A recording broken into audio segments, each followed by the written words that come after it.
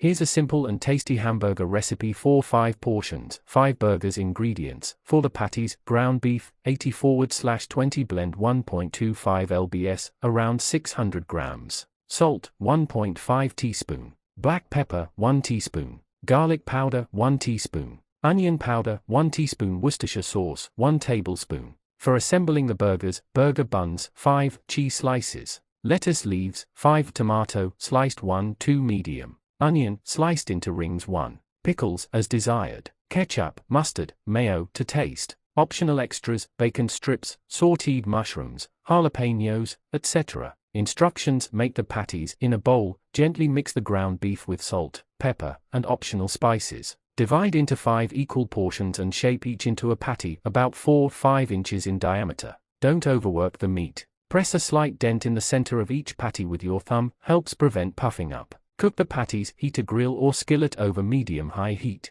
Cook patties for about 3-4 minutes on each side, for medium doneness. Add cheese on top during the last minute and cover to melt. Toast the buns, lightly butter and toast buns on the skillet or grill until golden. Assemble the burgers: bottom bun, lettuce patty, tomato, onion, pickles, sauces, top bun.